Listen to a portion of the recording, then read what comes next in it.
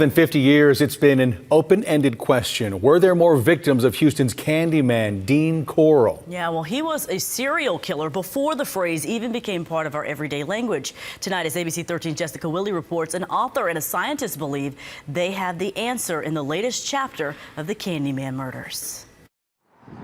We're going to talk for about 20 minutes and then open it up for questions. On a Tuesday night in April, we are so excited to have Lisa Olson here with us to celebrate the scientist and the serial killer. Family, friends, and fans packed Murder by the Book bookstore for a book launch. There's a possibility there's another boy's remains there. Lisa Olson. That site was searched at an incredible speed. Poured 4 years of her life into the scientist and the serial killer. There's still a reason to tell this story because there's still people like this out there and teenagers need to know. Deborah Christie. Uncle Donnie was my uncle. He was my mother's youngest brother. Lived with the story her whole life. I heard the stories, like the searching. Donnie Falcone moved to Houston from Corpus Christi in 1971 with his mother and stepfather when he was 16. By August of that year, he had disappeared. Never could find him. Some people said he went with the Italian mafia, and everybody had a story. It was during that same time that many teens and young men went missing in Houston. Police dismissed them as runaways until August 8th, 1973. I woke up and he was clamping handcuffs on me. When 17-year-old Elmer Wayne Henley killed Dean Corll at this home in Pasadena. This killing was never going to stop until Elmer Wayne Henley killed him. And that fatal shooting uncovered horrifying crimes.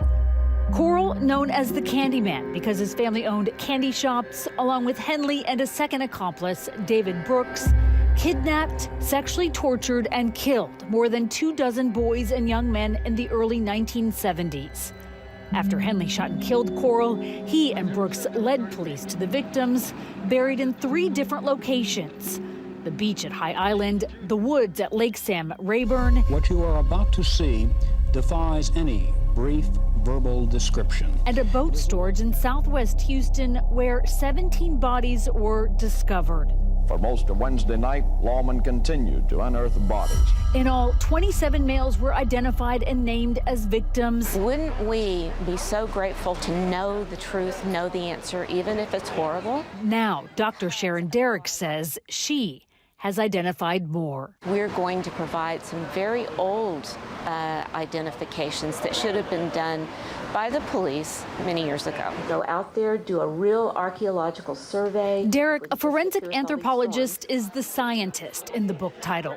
For more than 20 years, she has been agonizing over the unidentified bones and clothes found at the mass graves ever since her time at the Harris County Medical Examiner's Office. Is she obsessed with it or just passionate about it?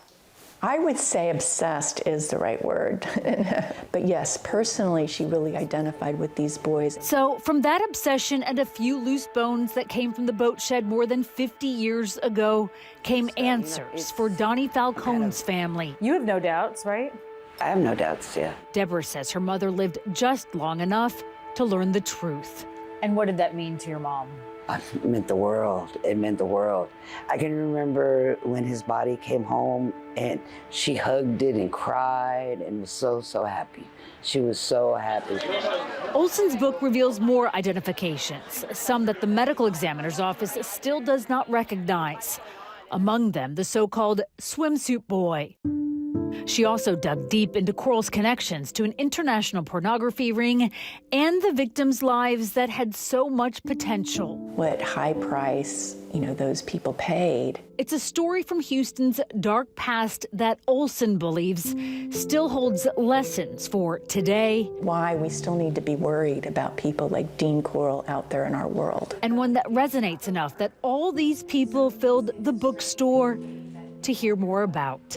It needs to be told. It needs to be told to our next generation to be careful, Watch out for that Candyman, you know what I mean? Because they're out there, they're out there. Jessica Willey, ABC 13 Eyewitness News.